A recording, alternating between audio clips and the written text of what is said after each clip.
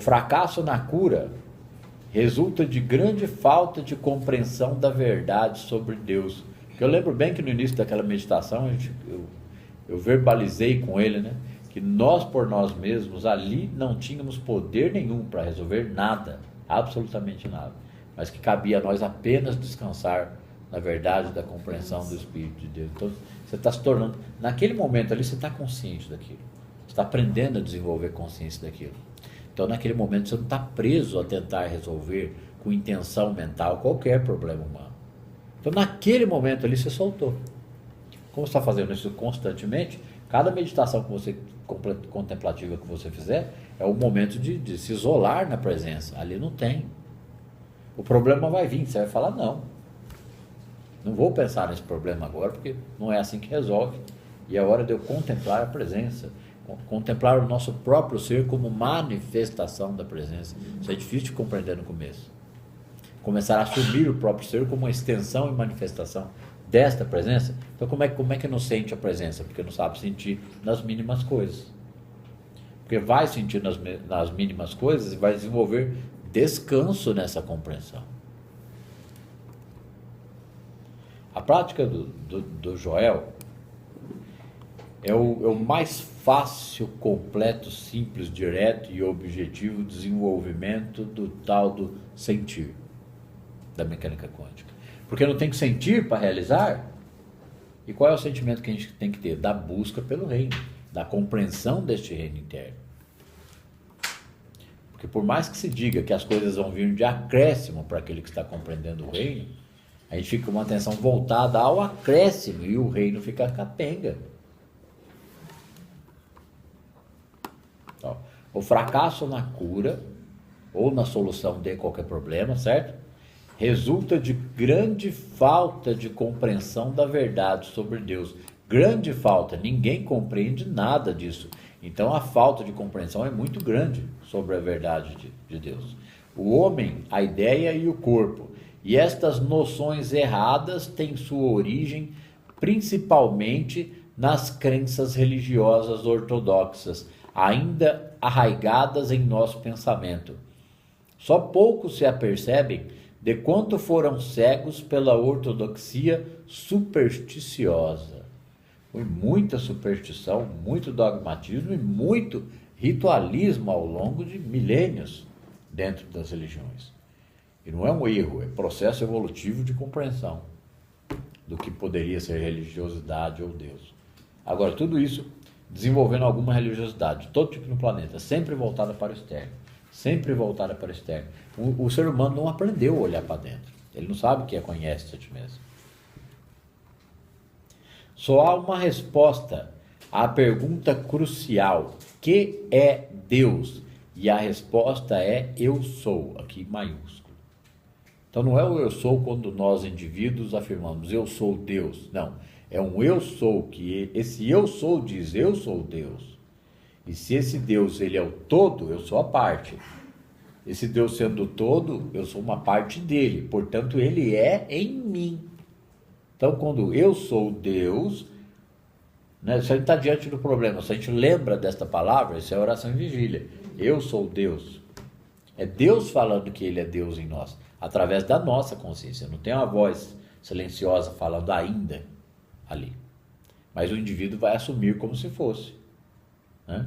Aconteceu um atraso, um problema, um barulho, algo que irrita, ele deve lembrar imediatamente: isto também sou eu, para várias situações. Várias. Outro dia aconteceu uma bem bobinha. Ah não, mas isso é uma sincronicidade. A gente tem que usar os exemplos que aparecer, porque um exemplo ele é link para outro. Funciona num, por que não vai funcionar no outro? Ah tá, então se não funcionou é porque eu estou falhando na prática? Não. Se não funcionou é que eu devo continuar observando. Porque quando acontece é inegável, né? Eu fui almoçar, estava mais chuva, 1 mês e meio atrás, 2. E eu estava no meu apartamento, aí eu fui descer para a rua, aí eu escutei um barulho de chuva, né? Estava um solão e de repente uma chuva. Então uma chuva que não ia ter nem como sair para almoçar, eu tinha que pedir uma marmita. Aí eu falei assim, deu de eu ficar chateado porque estava chovendo assim. Às vezes você dá uma escorregadinha e fala, pô, que saco de chuva, né? Eu pensei, que saco de chuva. Aí, às vezes você não sabe se é pensamento seu ou se está vindo. É a prática. A palavra está permanecendo na gente. Aí eu falei assim, pensei, né? Isto também sou eu. E tu já sabes disso. Beleza, eu entrei, fiz alguma coisa, tá? A hora que eu saí, levei até o guarda-chuva. Cadê a chuva? Não tinha chuva nenhuma, tava um céu azul. Falei, mas para onde foi aquela chuva? Aí você fala, nossa, olha só. Às vezes, então, um reconhecimento, o correto e o contínuo descanso na palavra da verdade leva a um fluxo interior na consciência, que é o estado de o iluminado caminha sem medo, pela graça. Já conheceis a verdade, né? O que? Conheça a verdade, ela vos libertará. Vai conhecendo e permanecer no conhecimento dessa verdade. Essa verdade é que nós somos o Filho de Deus, então a nós foi dado curar, alimentar, acolher, orientar. Vai sair fazendo isso de todo jeito na Praça da Sé lá?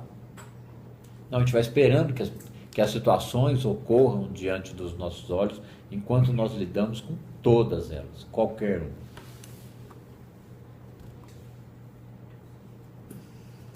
Só há uma pergunta crucial: o que é Deus? A resposta é: eu sou. Deus é a mente e a vida do indivíduo.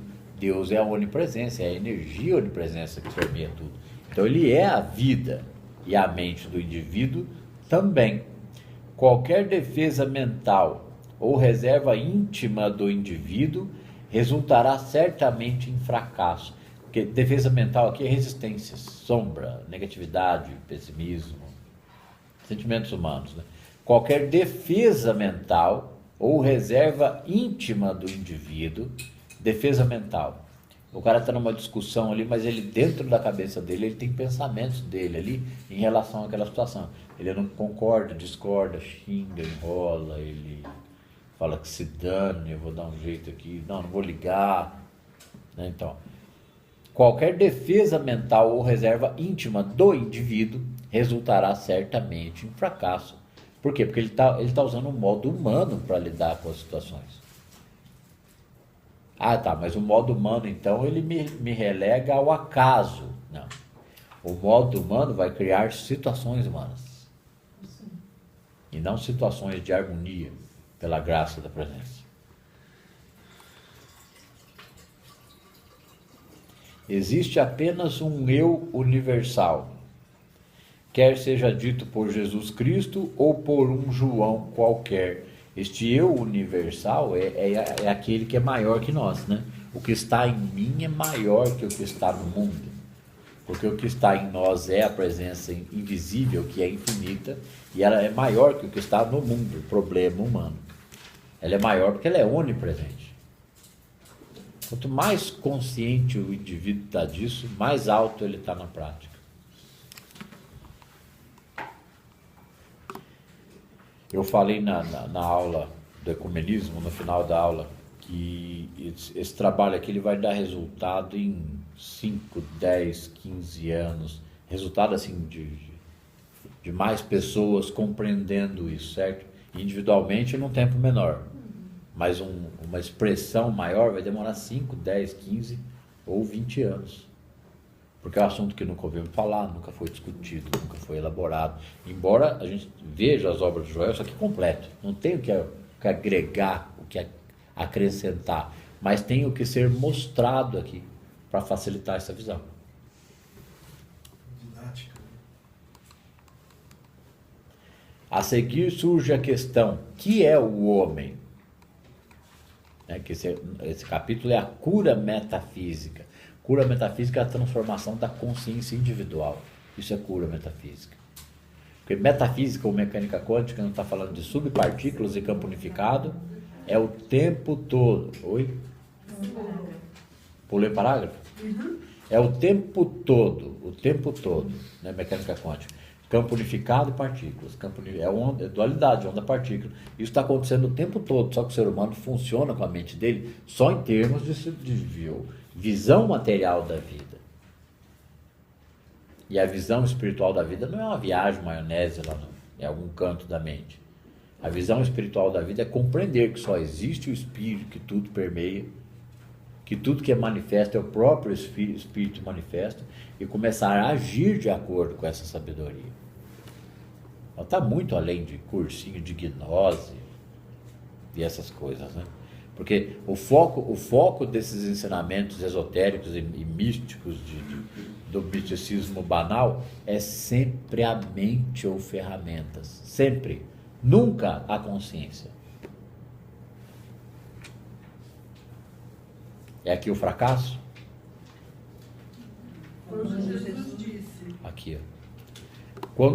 Quando Jesus disse: aquele que vê a mim, vê aquele que me enviou.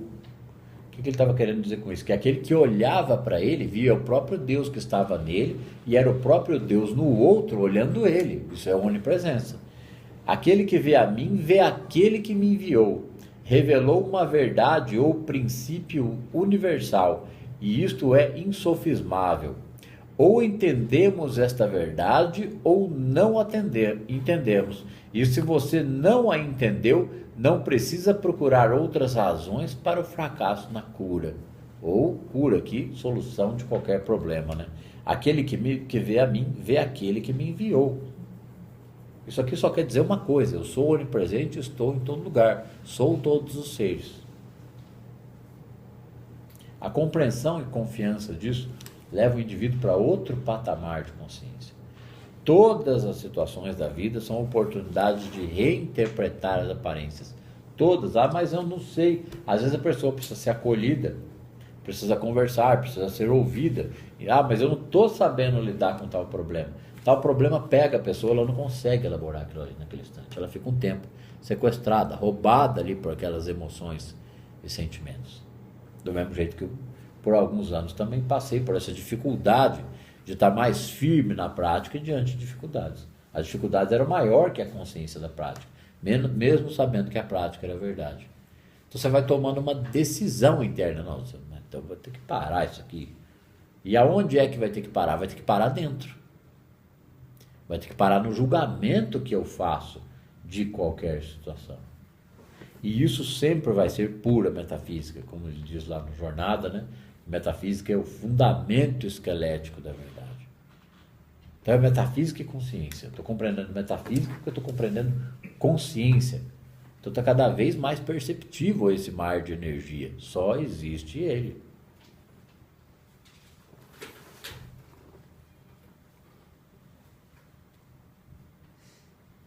A revelação de Jesus Cristo era clara. Eu sou o caminho, a verdade ou a vida. É esse eu sou interno que é assumido constantemente. Se Deus é, este Deus é em mim também. Agora, é Deus que diz eu sou. Agora, ele não pode dizer eu sou em mim? Esse eu sou em nós é o caminho, é a verdade, é a vida. Porque neste caminho, verdade e vida, de saber que Deus é em nós, é que nós podemos orar e vigiar constantemente. É que nós podemos ter as nossas, né, veredas endireitadas, né? E ele reconheça Deus em todos os teus caminhos, ele endireitará as tuas veredas. Vereda é qualquer passo que você dê na rua, qualquer viela que você entre, qualquer lugar que você esteja. Por que está endireitando? Você está ficando consciente o tempo todo de que existe uma presença onipresente. Para qualquer lugar que você vai, sua consciência vai com você. Então, você é atraído eletromagneticamente, né?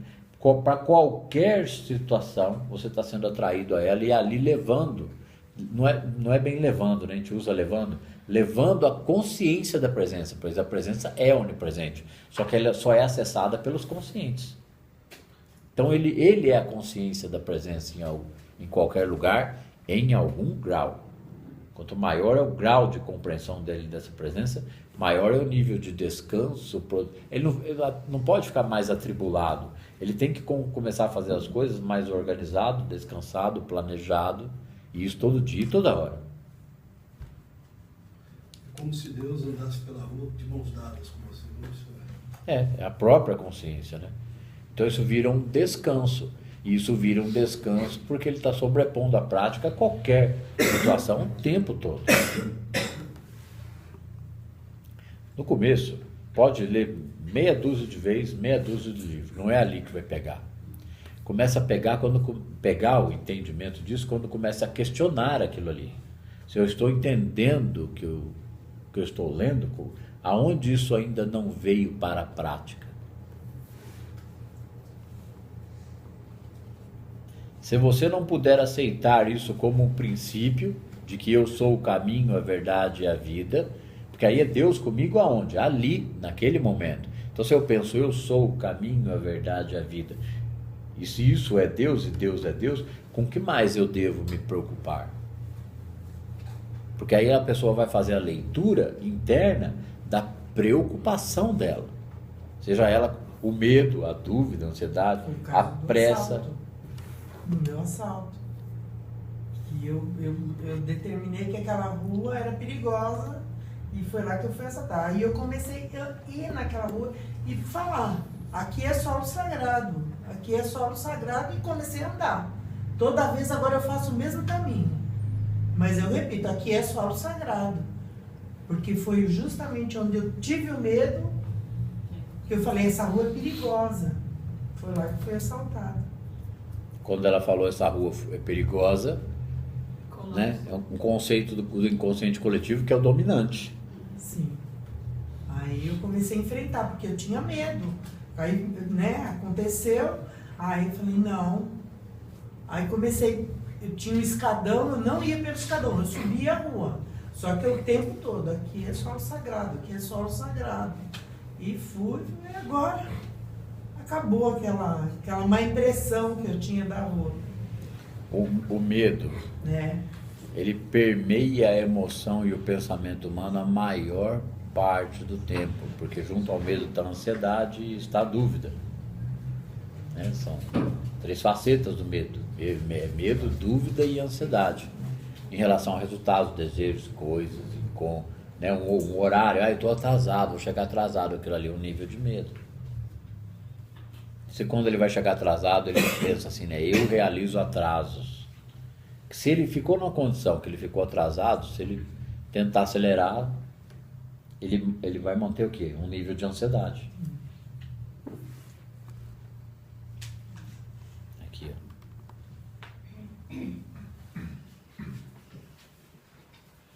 ó. A seguir surge a questão: o que é o homem? E a resposta é que o homem é ideia. Não, vou voltar aqui, né? Eu sou o caminho, a verdade e a vida. Se você não puder aceitar isso como um princípio, e por isso como a verdade sobre você mesmo e sobre os demais, se você não puder aceitar isso como um princípio, não é só um princípio individual, é aceitar isso como um princípio criador onipresente. E não é uma aceitação, eu vou aceitar porque talvez funcione. Não, é porque é verdade, é onipresente, é uma energia. Se você não puder aceitar isso como princípio e por isso como verdade sobre você mesmo e sobre os demais indivíduos, não terá alicerce sobre o qual apoiar. Por que eu devo assumir isso como verdade sobre os demais indivíduos? Se Deus é presença, está mais perto que o ar que eu respiro, Ele também está nesse outro aqui. Porque aí eu estou observando, consciente disso, e isso também é levantar o Cristo no outro. Eu estou reconhecendo a realidade do Espírito onipresente perfeito nele, mesmo que ele esteja ali trazendo um problema para mim. O praticante no começo ele fica perdido com esses pensamentos, ele não sabe o que ele pensa, ou se ele fala alguma coisa, se ele dá alguma orientação, mas na medida em que ele desenvolve isso, ele pode se colocar à disposição, ele até disfarça, ele fala, não se preocupe, eu tenho certeza que isso vai resolver. Isso se ele for pegar leve, né? Se ele tiver vontade, ele pode falar, vou orar por você, não se preocupe. Aí a pessoa, mas todo mundo ora, isso não funciona, né? Ele não precisa se preocupar com o que a pessoa vai pensar da nossa oração. Ou se ele for mais curioso, algo ali levantou a curiosidade dele. Mas que tipo de oração você vai fazer? Você vai falar, estou conhecendo princípios de ciência cristã, você já ouviu falar? Né? Se a pessoa não quiser ouvir, não tem importância. Né? Mas Mesmo se a gente não falar que vai fazer nada, nós já estamos em oração porque reconhecemos que não há poder nas circunstâncias daquele indivíduo. A gente vai pôr uma meditação daqui a pouco, porque faz toda hora, vai lembrar de alguns momentos. Pode ser que aquela pessoa venha à mente. Eu simplesmente reconheço o Cristo como presença nela e que não há poder naquela circunstância. Isso é um desenvolvimento consciente, constante, de consciência da presença. Não é algo que eu consigo fazer uma musculação mental ali, vai funcionar porque eu adquiri força no poder da minha mente. É permanência no descanso da verdade. Isso traz maturidade para o espírito, para a percepção do nosso espírito individual. Porque é preciso ter essa maturidade da observação e da consciência para começar a ver os efeitos. Agora, a dificuldade de que os efeitos apareçam e se tornem cada vez mais consistentes é o fato de nós continuarmos misturando o nosso medo e nossa dualidade com outros aspectos da política, de desgraça na televisão, ou de ter um problema e de repente ceder totalmente. Meu Deus, e agora? Como é que eu resolvo? Como é que ele vai praticar o resto do dia e ficar tranquilo se naquele momento ali ele foi totalmente sequestrado por aquele problema ali? Então naquele problema não tem presença, então ele não está com a consciência firme na presença. Quando isso é mais regular nele, ele está aprendendo a descansar na verdade. Aqui, lê de novo. Se você não puder aceitar isso como princípio de que eu sou o caminho, a verdade e a vida, então se eu sou Deus onipresente, eu sou o caminho, a verdade e a vida. Então eu sou o caminho, a verdade e a vida em qualquer lugar que você esteja, em qualquer lugar. Então eu sou o caminho, a verdade e a vida é o reconhecimento constante de que ele é onipresente. É reconhecer ele em todas as circunstâncias, né? Reconheça Deus em todos os caminhos. Essa é uma frase muito poética, porque virou poesia. Porque reconhecer em todos os caminhos é reconhecer a presença dele em todos os lugares e circunstâncias mesmo. Ah, não, mas eu não consigo fazer isso. É instantâneo, é interno, é imediato, é na mente. Não é poder da mente, mas esse reconhecimento é no intelecto, é na mente. E ele é feito em qualquer circunstância, diante de qualquer pessoa. E se a pessoa tiver com dificuldades com pessoas externas, ela está consciente, mas o negócio está pegando ali. Ela não está aguentando ficar perto de alguém, ou não gostaria de estar naquela situação. Ela faz o que for possível para não projetar sombra, para não botar para fora ali o que não deve, para não destratar, não ser desagradável, e ela procura dar uma contornada humana ali, ou sai um pouco, medita, ou começa a evitar situações desnecessárias de estar perto de quem realmente é um problema para ela. Porque se ela está perto de alguém que está incomodando, e se incomoda muito, por que ela está ali? Ou ela é obrigada a estar ali e tem que reinterpretar, ou às vezes a gente passa por muitas situações de permitir aquilo para ser agradável, por causa do convívio social, ou por causa de não sei o quê. Por isso que muita gente sente um certo isolamento e um desconforto no início da prática e começa a não precisar. Ele está se bastando, certo, gente? Quando ele começa a se bastar, ele não é mais tão atirado a coisas externas e sociais. Não que tenha algo de errado nisso. Mas quando ele é tão atirado nisso, a ponto de que isso seja um motivo de preenchimento de sua vida, uma hora aquilo ali vai ficar um saco, porque é aquilo que preenche a vida dela. Se aquilo preenche a vida dela, está faltando o objetivo, né? Agora, a gente tem dificuldade de ter objetivos, por quê? Porque a gente duvida se as coisas vão dar certo, ou pior, né? Muitas vezes não acha nem que a gente merece. E isso é pensamento, sentimento, emoção, criando a realidade. Como pensamento, sentimento e emoção, essa realidade permeia tudo que a gente pensa o tempo todo. Agora, a gente vai arrancar o cérebro do lugar, porque é só assim para ele parar de pensar, só se morrer. E mesmo assim vai pensar em outro lugar. Tem que pensar isso aí, tudo junto com a prática ali. É o único jeito. Então, o trabalho é sim, todinho no mental, mas um trabalho no mental para nos deixar conscientes da presença. E cada vez que a gente lê um trecho ou vê um áudio, aquilo que está sendo compreendido, ele é aprimorado cada vez mais. Cada vez. É sem fim.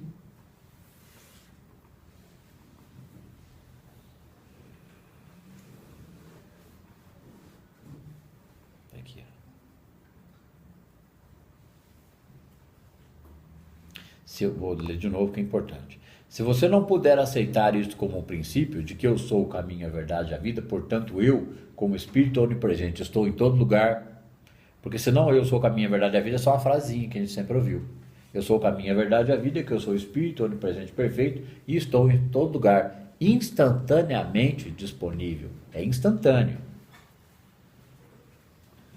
Se você não puder aceitar isso como princípio, e por isso como verdade sobre você mesmo e sobre os demais indivíduos, porque quanto que eu nego sobre o outro? Qualquer discórdia minha em relação ao outro está negando isso daqui. Então, enquanto eu não estiver consciente a maior parte do tempo disso, diante de pessoas e problemas, naquele momento ali que eu esqueci isso daqui, eu estou fazendo manutenção de sombra psicológica, espelho de sombra. Tá um no secreto aqui e o outro no secreto ali, cada um pensando uma coisa do outro. Agora, o que a sociedade toda, como um todo, pensa o tempo todo? Nos seus próprios interesses, na sua sala, na sua pizza, na sua Coca-Cola, na fofoca, etc. Né? É muito medo, muita ansiedade, muita dúvida, muita procrastinação. E mesmo assim o mundo anda, né? Porque a hora que a gente entende dessa forma, a gente fala, peraí, mas como é que as coisas ainda assim funcionam, né? Um pouco. Deus é bom. Por causa dessa energia onipresente que tende tudo para uma harmonia constante.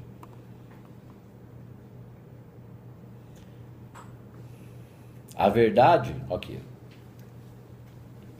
Se você não puder aceitar isso como um princípio, é por isso, como a verdade sobre você mesmo e sobre os demais, para aceitar isso como verdade sobre o outro, tem que ter uma compreensão sobre a ignorância e o desconhecimento do outro. Porque é isso que faz com que a gente esteja seguro dentro de si e não tão projetado. Se irritando, discutindo, brigando, aumentando o nosso nível de ansiedade. Porque a gente pode ter problemas individuais e começar a elaborar a prática. Mas a parte mais difícil é no relacionamento, no relacionamento entre pessoas. Porque é o que mais rouba a gente do centro da nossa consciência. A gente rapidamente é influenciado pelo que as pessoas fazem, por expressões faciais.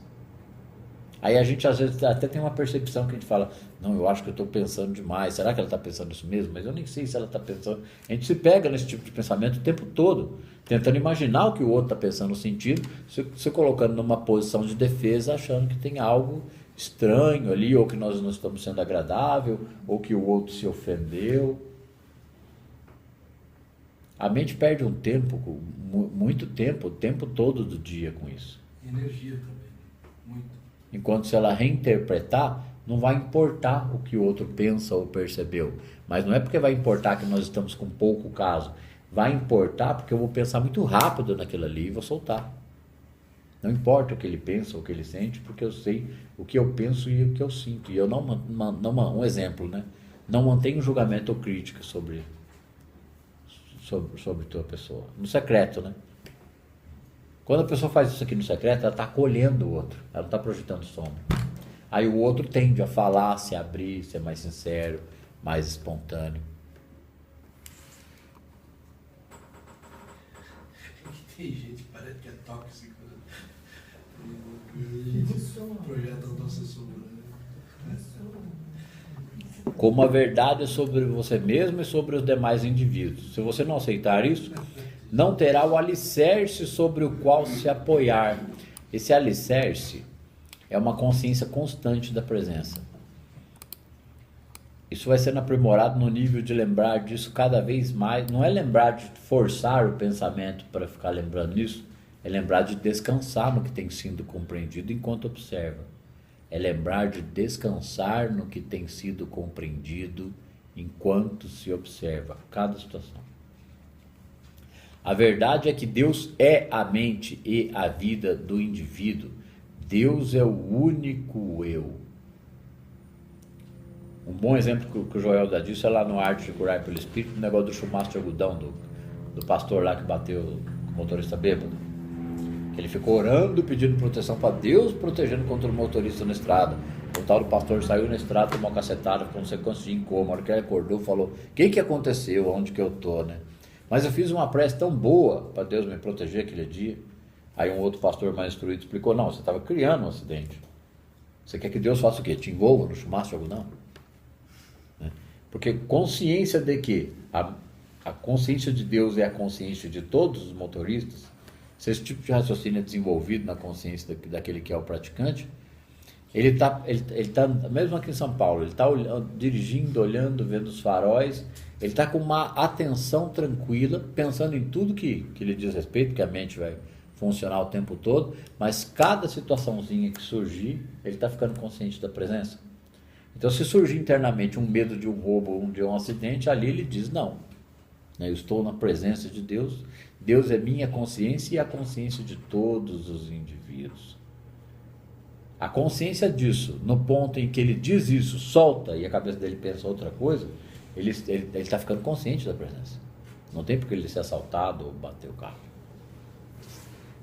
Como é que essa frase? Estou na presença de Deus e Deus?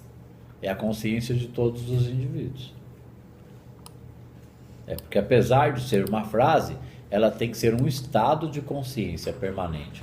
E quando acontece algo que a gente pode considerar assim, aconteceu algo, mas esse algo não bate com a prática. Eu estou praticando, mas isso aconteceu comigo. Não importa o que vai acontecendo, aquilo deve ser imediatamente reinterpretado. Porque se a gente tomar como falha da prática, eu falhei na prática, não está dando certo ou eu não sei fazer direito. Ele está tornando aquilo uma questão pessoal. Outros conseguem, eu não consigo. Ele está tornando um erro humano uma questão pessoal. Ou seja, ele inconscientemente ele está desejando continuar a pensar daquela forma. Então o que ele pensa? Não importa o que foi que aconteceu, ainda assim a presença de Deus está mais perto que o ar que eu respiro. Porque esse constante comportamento, ele não sabe o que aquele imprevisto momentâneo está desviando ali na frente para uma outra facilidade, para um outro entendimento maior. Então, aqui surge a questão: que é o homem? Aqui antes, ó, Deus é o único eu, maiúsculo. Deus é o único eu, onipresente a todo instante. Ó, Deus é o único eu maior, onipresente a todo instante. A pessoa pode contemplar essa frase o dia todo, já vai ser oração em vigília. Que vai aparecer a situação e ela vai pensar: Deus é o único eu, aqui, agora e a todo instante. Ela está descansando no espírito onipresente. Ela está desenvolvendo uma alta sabedoria humana? Não. Ela está reconhecendo que ela por ela mesma nada pode e que ela não deve se estribar em teu próprio entendimento. O ser humano ele tem uma tendência de confiar, calçar ou se estribar, subir no estribo, na sela, do seu próprio entendimento o tempo todo. Ele tem a tendência instintiva de usar sua própria mente, seus próprios pensamentos, na intenção de resolver todos os problemas que lhe cercam. Ele deve inverter isso. Ele deve agir humanamente em tudo que estiver ao seu alcance, mas estar consciente de que não é o entendimento dele que resolve as circunstâncias pela graça. Porque aí a gente está deixando de tentar resolver problemas de forma humana para observar uma ação da presença nessas soluções. Isso não significa não fazer nada, significa se recolher diversas vezes por dia, procurando essa tentativa de silêncio interno, porque não precisa encontrá-lo definitivamente. A pessoa pode encontrar esse silêncio interno, percepções da presença, é a voz silenciosa, mas ela estabelecer que é assim, porque ela está aprendendo a descansar na verdade, vai trazer os seus efeitos. Porque é algo que nunca foi feito. A gente cria a nossa realidade o tempo todo com o nosso modelo emocional. A partir do momento em que começa a praticar esse conhecimento da vida mística, não demora muito para isso começar a ter algum efeito, porque funciona da mesma forma que a mente e a emoção humana funcionam para criar dualidade. Da mesma forma. Então mudou a forma de pensar, a mudança deveria ser instantânea. Por que ela não é tão instantânea? Por causa de resistências do ego e tendência repetitiva do comportamento, da visão material da vida. Visão espiritual da vida é perder o medo da vida material e suas consequências. Porque se tudo é espírito manifesto, tudo deveria tender para a harmonia. Praticante, gente, daqui 5, 10 anos, isso tem que fazer muita diferença na vida de todo mundo. Mas 5 ou 10 anos? Não, começa a ver nos primeiros meses mudanças de percepção, mudança de compreensão. Uma primeira grande mudança de compreensão que tem é o entendimento de que a gente fala, meu Deus, era o que eu desejava, mas eu nunca imaginei que eu ia chegar nesse nível de compreensão. Não que seja um nível muito alto, mesmo um nível baixo da prática, ele arranca a gente da vida humana. Na hora. É isso aqui? Por que ninguém me explicou antes? Reduz a tensão, a ansiedade.